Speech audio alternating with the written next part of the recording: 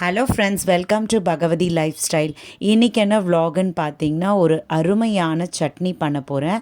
So அதை தான் உங்களுக்கு ஃபுல்லாக எப்படி பண்ணுறேன் அப்படின்ற அந்த ப்ராசஸை காட்ட போகிறேன். வாங்க வீடியோக்குள்ளே போகலாம். என்ன சட்னின்னு பார்த்தீங்கன்னா கடலைப்பருப்பு சட்னி. ஸோ சூப்பராக ரொம்ப ஹெல்தியான சட்னி. காலம்புற இதை சாப்பிடும்பொழுது ரொம்பவே அட்டகாசமாக இருக்கும். தோசையாகட்டும், இட்லி எல்லாத்துக்குமே ரொம்ப அட்டகாசமான சட்னி. இதுக்கு தேவையான பொருட்கள் நான் 50 கிராம் கடலைப்பருப்பு எடுத்திருக்கேன், 2 ஸ்லைஸ் தேங்காய், 2 பத்தை தேங்காய் அண்ட் 7 வரமிளகா, அதுக்கப்புறம் புளி, கொஞ்சோண்டு கறிவேப்பிலை. ஸோ இதெல்லாம் கறிவேப்பிலை யாருமே சாப்பிட்றதே கிடையாது. இருந்தாலும் நம்ம இந்த சட்னி மூலயமா குழந்தைங்களுக்கு நம்ம கொடுக்கும்போது ரொம்பவே ஹெல்த்தியாக இருக்கணும். ஸோ ஒரு கடாயில் நம்ம ஒரு 2 டேபிள் ஸ்பூன் அந்த அளவுக்கு நம்ம எண்ணெயை விட்டுக்கலாம். ஏன்னா நிறைய எண்ணெய் வேண்டாம், அதனால் 2 டேபிள் ஸ்பூன் போதும். ஸோ அந்த எண்ணெய் நல்லா காஞ்ச வாட்டி நம்ம இந்த இன்க்ரீடியன்ஸ்லாம் நம்ம அதில் ஆட் பண்ணிடலாம்.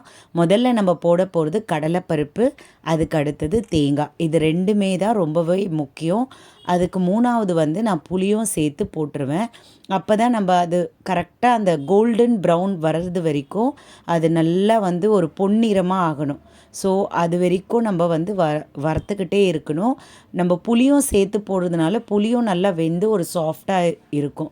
ஏன்னா நம்ம மிக்ஸி ஜாரில் போடும்பொழுது அது ஒரு மாதிரி அரைப்படாமல் இருக்கும் இல்லைங்களா? அந்த மாதிரி அரைப்படாமல் இருக்காமல் இருக்கிறதுக்கு தான் நம்ம என்ன பண்ணுறோன்னா இதில் ஆட் பண்ணிவிட்டு இதை நல்லா வறுத்துக்கிட்டே இருக்கணும். இது தேங்காவும் இந்த கடலைப்பருப்பும் நல்லா கோல்டன் ப்ரௌன் வர்றது வரைக்கும் சூப்பராக நம்ம வறுக்கணும்.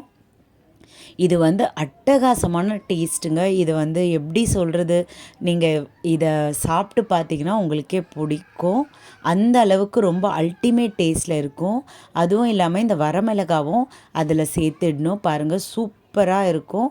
வரமிளகா கொஞ்சம் அந்த எண்ணெயில் சும்மா வறுத்தா போதும், ரொம்பவே வறுக்கணுன்ற அவசியம் கிடையாது. அதுக்கு அடுத்தது ஒரு கைப்பிடி நான் கறிவேப்பிலை போடுறேன். ஸோ கறிவேப்பிலை காலம்புற நம்ம ஒரு பிரேக்ஃபாஸ்ட்டுக்கு குழந்தைங்களுக்கு கொடுத்தோன்னா ரொம்பவே நல்லா இருக்கும். ஸோ அந்த ஒரு ஹெல்தியர் சைடு நீங்கள் பார்க்கணும், சூப்பராக இருக்கும்.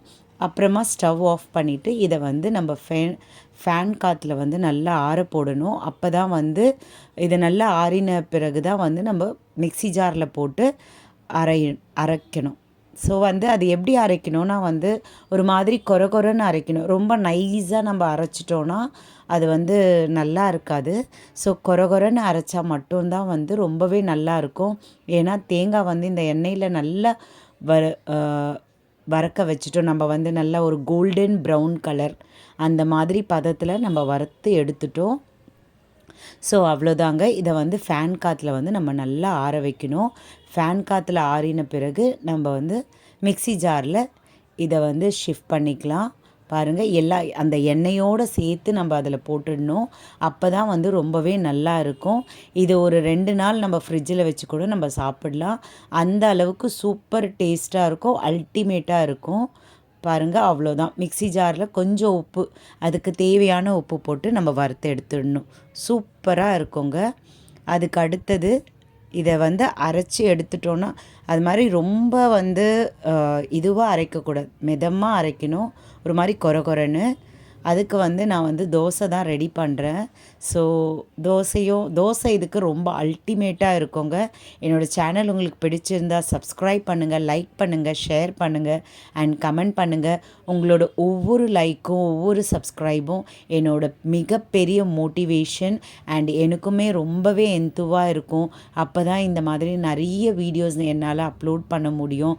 ஸோ எங்களை மாதிரியான ஹவுஸ் ஒய்ஃப்க்கு நீங்கள் தான் இந்த சோஷியல் மீடியாவில் வலம் வர செய்யணும். எங்களை நீங்கள் உத்வேகம் படுத்துனீங்கன்னா நாங்களும் இந்த மாதிரியான என்ன மாதிரியான நிறைய ஹவுஸ் ஒய்ஃபும் இந்த மாதிரி உங்களுக்கு நிறைய வீடியோஸ் அப்லோட் பண்ண முடியும். So please subscribe my channel and எனக்கு லைக் பண்ணுங்கள். அப்போ தான் எனக்குமே ரொம்ப ஒரு ஜாய்ஃபுல்லாக இருக்கும்.